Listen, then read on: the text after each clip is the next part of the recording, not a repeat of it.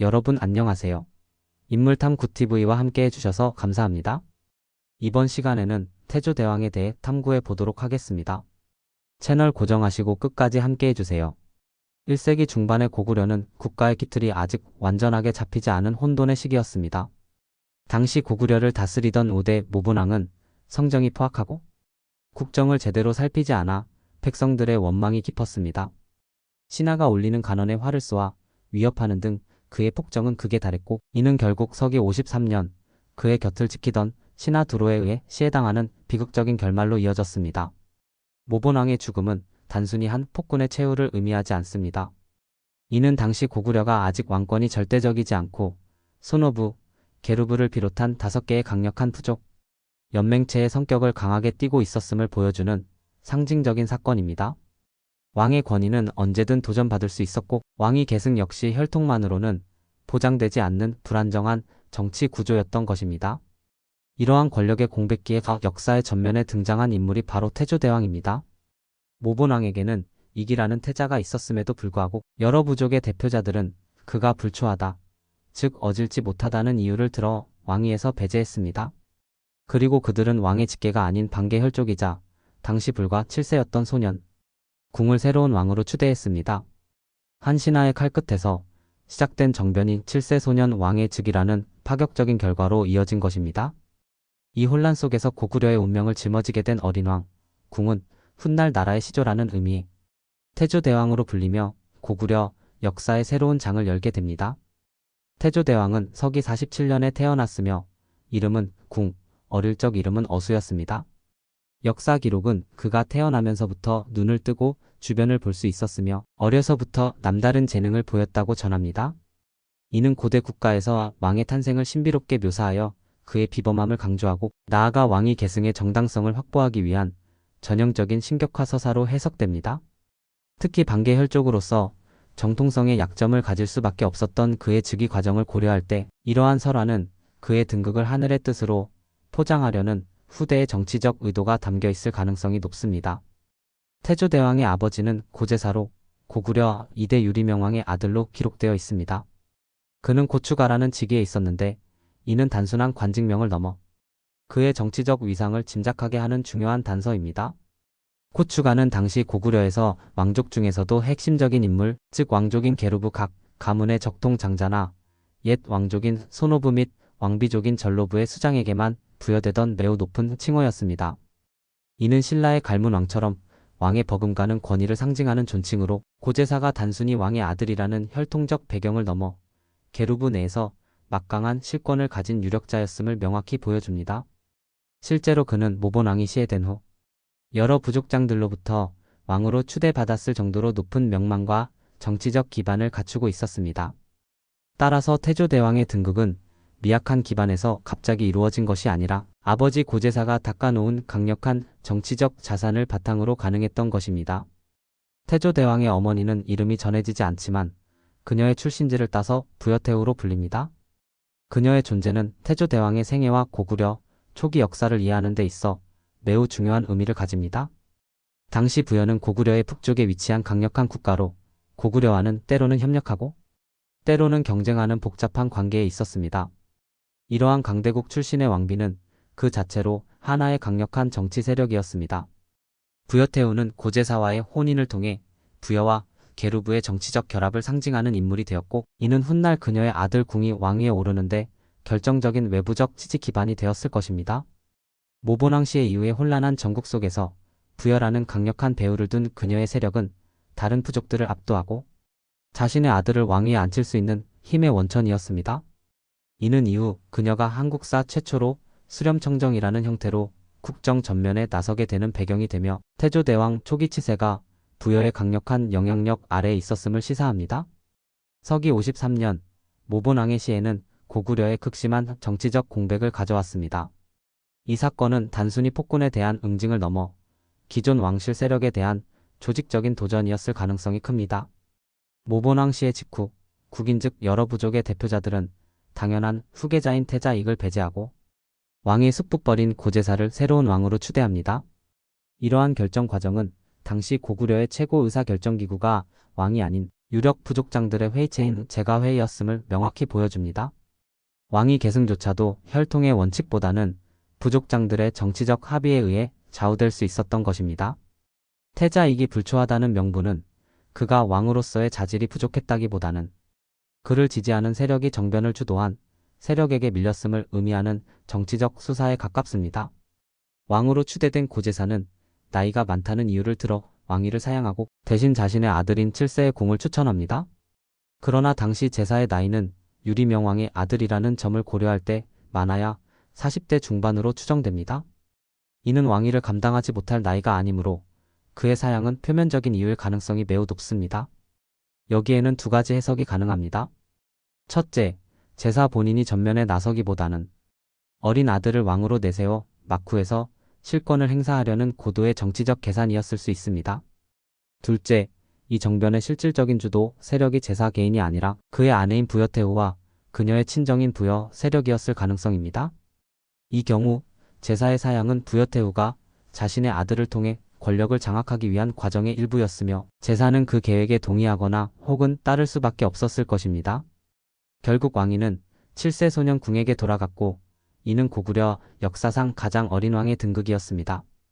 태조대왕이 7세의 나이로 즉위하자 곧바로 어머니 부여태후가 발을 들이우고 정사를 돌보는 수렴청정을 시작했습니다. 이는 한국사 기록상 최초의 수렴청정 사례로 그 자체만으로도 역사적 의미가 매우 큽니다. 부여태후의 섭정은 단순히 어린 왕을 보살피고 국정을 대리하는 수준을 넘어섰습니다. 모본왕 시해와 태조대왕의 즉위 과정 전체가 그녀와 그녀의 친정인 부여 세력의 치밀한 계획 아래 진행되었을 가능성이 크기 때문입니다. 그녀는 수렴청정이라는 합법적인 제도를 통해 고구려의 최고 권력자로서 국정을 완전히 장악했습니다. 이는 태조대왕 초기 치세의 방향이 부여태후의 정치적 판단과 부여의 이해관계에 따라 결정되었음을 의미합니다. 그녀의 섭정은 정변 이후 혼란했던 고구려의 정국을 안정시키는 데 기여했지만 동시에 고구려 정치의 외척 세력의 영향력이 깊숙이 뿌리내리는 계기가 되었을 수 있습니다. 어린 왕은 상징으로 존재하고 실질적인 통치는 태후가 행사하는 이 시기는 태조대왕의 치세라기보다는 부여태후의 시대라고 보아도 무방할 것입니다. 태조대왕이 즉위할 당시 고구려는 계루부, 소노부, 전로부, 순노부, 관노부 등 5개의 부족이 연합하여 국가를 이룬 연맹 왕국의 성격이 강했습니다. 각 부족은 상당한 자치권을 가지고 있었으며 특히 초기에는 소노부에서 왕을 배출할 정도로 그 세력이 막강했습니다. 그러나 태조대왕의 즉위는 고구려 내부의 권력 구도에 근본적인 변화를 가져왔습니다. 이 사건을 기점으로 왕위는 계루부 출신의 고씨 가문이 독점적으로 세습하게 되었습니다. 이는 계루부가 다른 부족들을 압도하는 중심 세력으로 부상했음을 의미하며 고구려가 여러 부족의 연합체에서 단일한 왕실을 중심으로 하는 국가로 나아가는 중요한 전환점이었습니다. 태조대왕의 오랜 통치는 계루부의 지배권을 공고히 하고 다른 부족들의 정치적 영향력을 약화시키는 과정이었습니다. 태조대왕은 강화된 왕권을 바탕으로 중앙집권 체제를 구축하기 위한 개혁을 추진했습니다. 그의 목표는 각 부족이 가진 독자적인 지배력을 해체하고 이들을 국왕의 통치 아래에 있는 행정 단위로 재편하는 것이었습니다. 각 부족의 수장인 대가들은 점차 자치적인 지배자에서 왕에게 종속된 중앙 귀족으로 그 성격이 변해갔습니다. 이러한 변화는 외부의 위협에 효과적으로 대응하기 위한 필연적인 과정이기도 했습니다. 강력한 통일 제국인 후한과 맞서기 위해서는 분산된 부족의 힘을 하나로 모으는 강력한 중앙 권력이 필수적이었습니다. 중앙 집권화는 효과적인 군사력 동원과 자원 확보를 가능하게 했고 이는 다시 정복 전쟁의 승리로 이어져 왕권을 더욱 강화하는 선순환 구조를 만들었습니다. 비록 부족적 성격의 오부를 방위명에 따른 행정구역으로 완전히 개편하는 작업은 후대인 9대 고국천왕대에 완성되지만 그 제도적, 정치적 기반은 태조대왕 시기에 마련되었다고 평가할 수 있습니다. 태조대왕의 가장 중요한 정치적 유산은 계루부 고씨의 왕위 독점 세습 체제를 확립한 것입니다. 그의 즉위 이전까지 고구려의 왕위는 유력 부족 간의 합의나 경쟁을 통해 결정되는 불안정한 자리였습니다. 그러나 90년이 넘는 그의 재위기간 동안 계루부는 다른 부족들이 감히 넘볼 수 없는 절대적인 권위를 확보하게 되었습니다. 이로써 고구려의 왕위는 더 이상 부족 연맹의 수장 자리가 아닌 특정 가문이 혈통에 따라 계승하는 신성한 지위로 격상되었습니다. 안정적인 왕위 계승 제도의 확립은 국가의 정치적 안정을 가져왔고 장기적인 국가 정책을 추진할 수 있는 동력이 되었습니다. 이는 고구려가 비로소 연맹 왕국 단계를 벗어나 왕을 정점으로 하는 체계적인 관료 조직과 지방 통치 제도를 갖춘 고대 국가로 발전하는 결정적인 기틀이 되었습니다.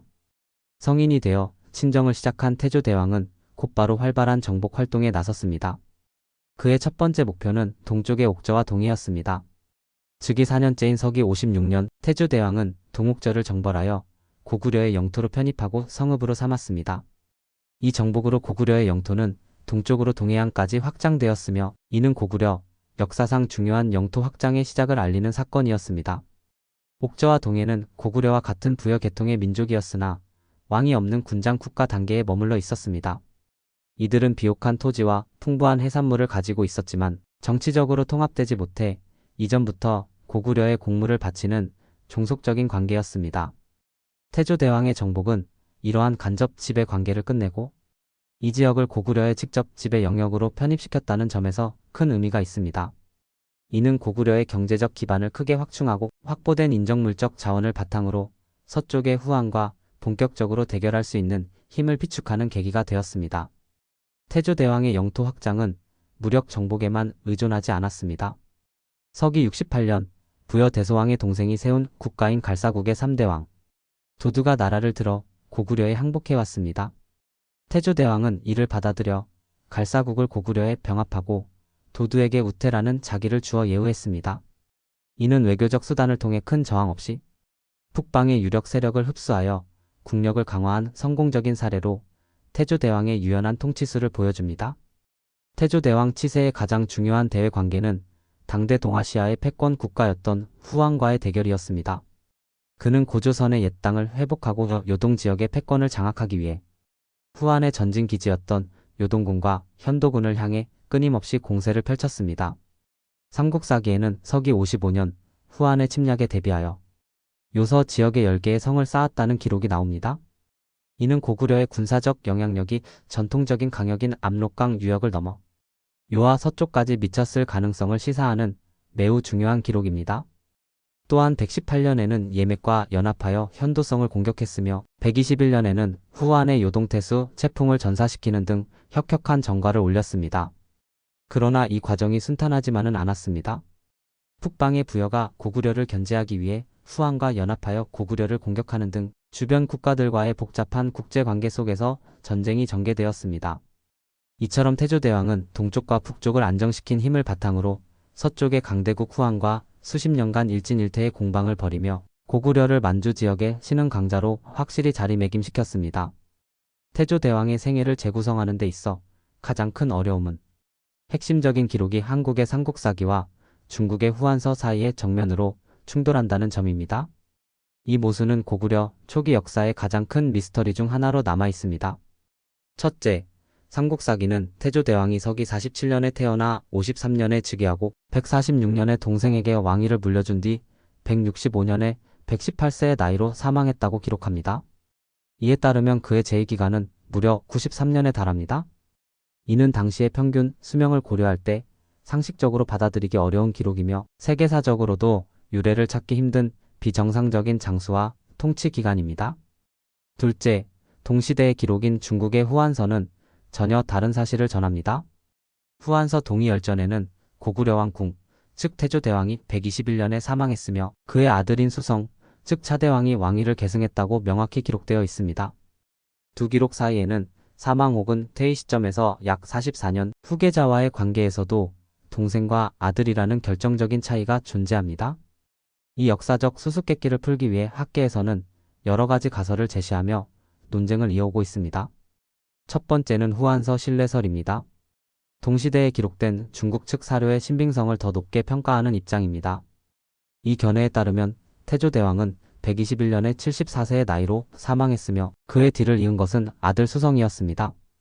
이 경우 삼국사기의 121년 이후로 기록된 태조대왕의 업적은 사실상 차대왕 수성의 치적이 되며 신대왕 역시 태조대왕의 동생이 아니라 손자일 가능성이 제기됩니다.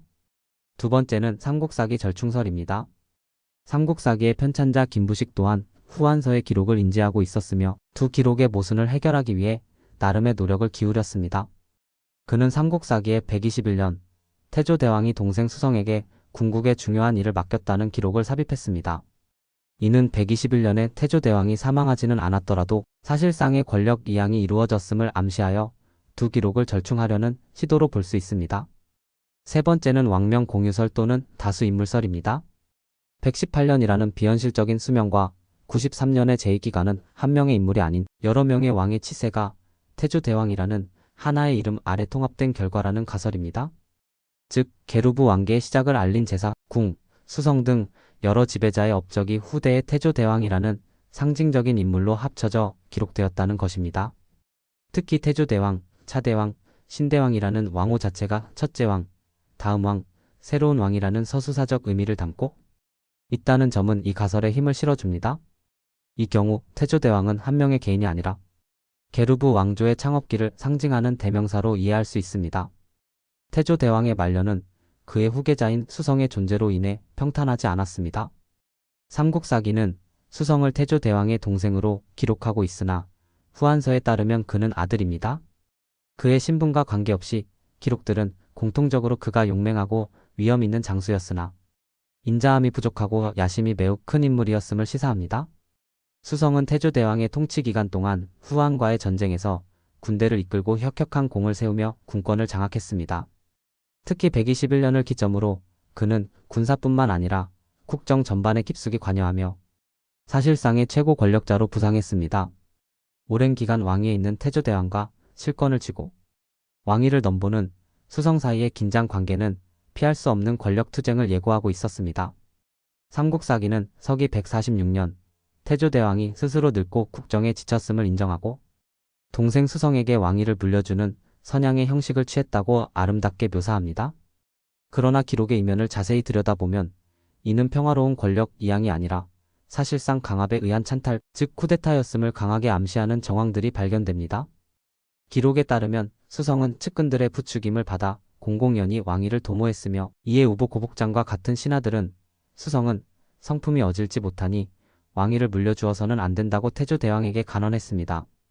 그러나 이 간언은 받아들여지지 않았고 수성이 왕위에 오른 직후 고복장은 무참히 처형당했습니다. 이는 수성의 즉위가 정당한 계승이 아니라 반대파를 무력으로 제거하고 왕위를 빼앗은 사건이었음을 보여주는 명백한 증거입니다.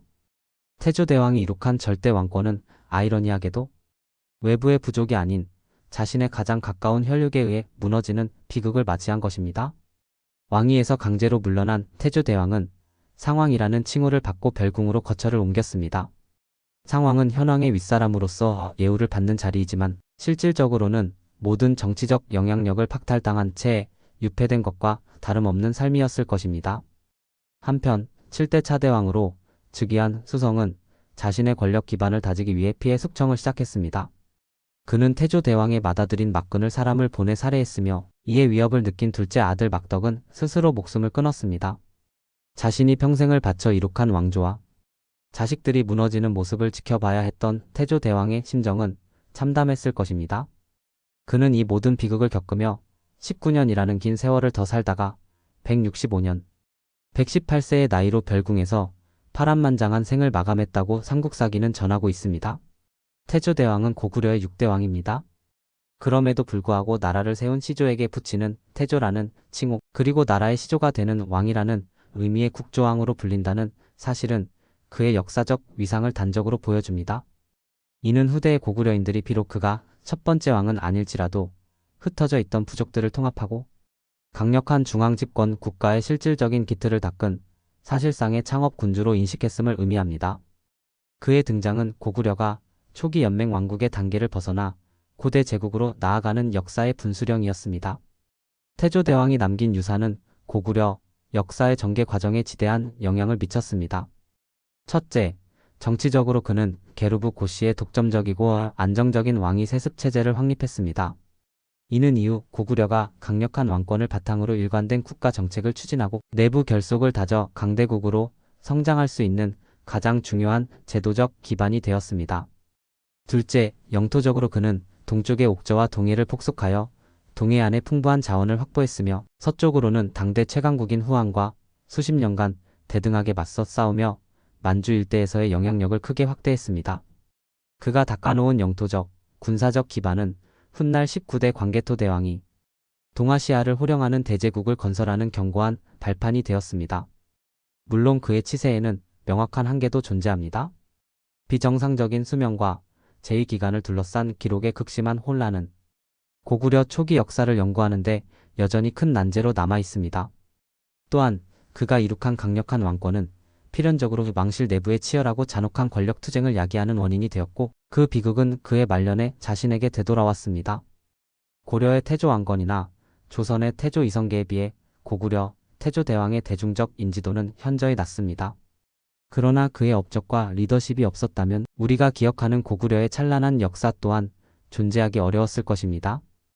그는 혼란의 시대에 등장하여 고구려라는 국가의 정체성을 확립하고 척박한 환경 속에서 생존을 넘어 팽창의 길을 연 위대한 군주였습니다.